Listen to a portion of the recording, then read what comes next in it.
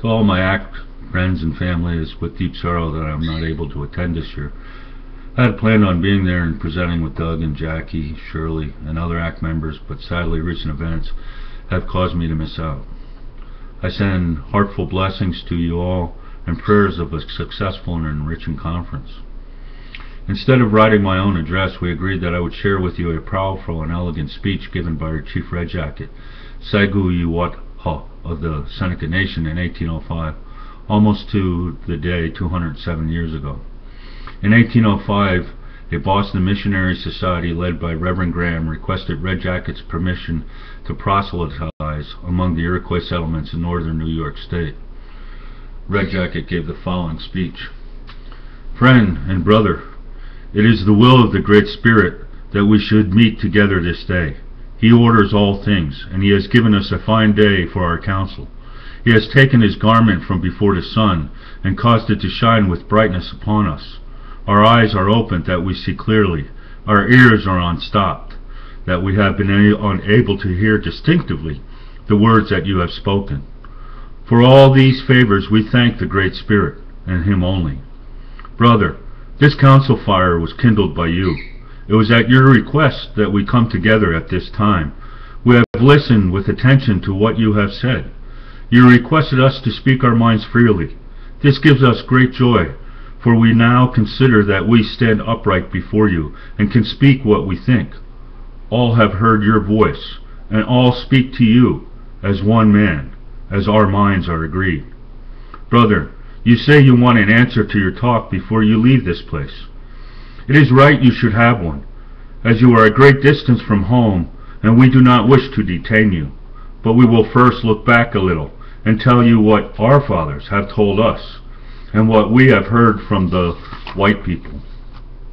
Brother, listen to what we say. There was a time when our forefathers owned this great island. Their seats extended from the rising sun to the setting sun. The Great Spirit had made it for use of the Indian people. He had created the buffalo, the deer, and other animals for food.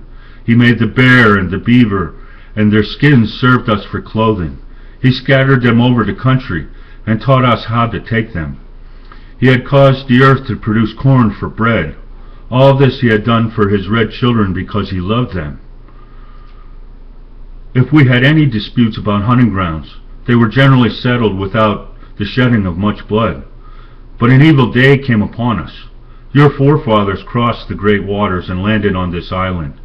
Their numbers were very small. They found friends, not enemies. They told us that they had fled from their own country for fear of wicked men and come here to enjoy their religion. They asked for a small seat. We took pity on them and granted their request. And they sat down amongst us. We gave them corn and meat.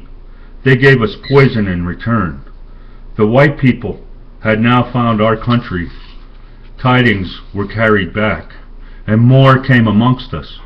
Yet we did not fear them. We took them to be friends, and they called us brother. We believed them, and we gave them a larger seat. At length their numbers had greatly increased. They wanted more land. They wanted our country. Our eyes were opened, and our minds became uneasy. Wars took place. Indians were hired to fight against Indians, and many of our people were destroyed. They also brought strong liquor amongst us. It was strong and powerful, and had slain thousands. Brothers, our seats were once large, and yours very small. You have now become a great people, and we scarcely have a place left to spread our blankets. You have got our country, but you are not satisfied. You want to force your religion upon us. Brother, continue to listen. You say you are sent to instruct us how to worship the Great Spirit agreeable to His mind. If we do not take hold of the religion which you white people teach, we shall be unhappy in the hereafter. You say that you are right and we are lost. How do we know this to be true? We understand that your religion is written in a book.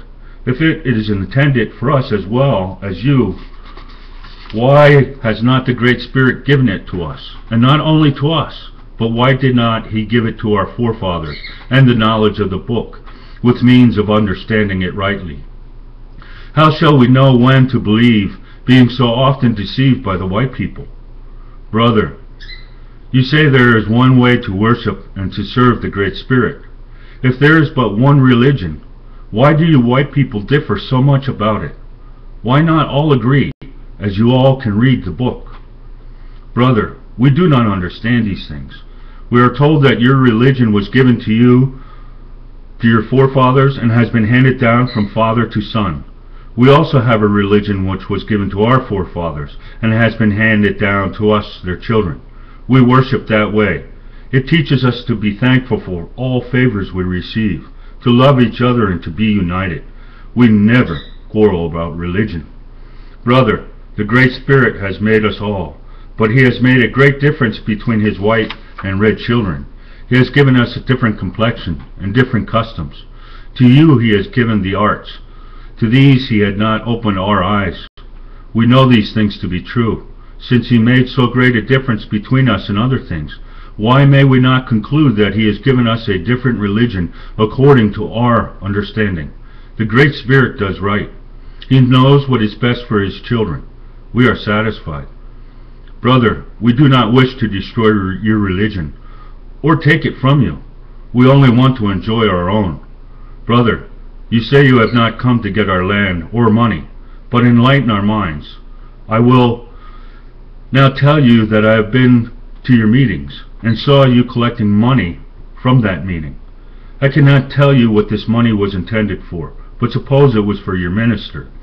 If we should conform to the way of your thinking, perhaps you may want some from us. Brother, we are told that you have been preaching to the white people in this place. These people are our neighbors. We are acquainted with them. We will wait a little and see what effect your preaching has upon them. If we find it does them good and makes them honest and less disposed to cheat the Indians, we will consider again what you have said. Brother, you have now heard our answer to your talk, and this is all we have to say at present. As we are going to part, we will come and take you by the hand, and hope the Great Spirit will protect you on your journey and return you safe to your friends.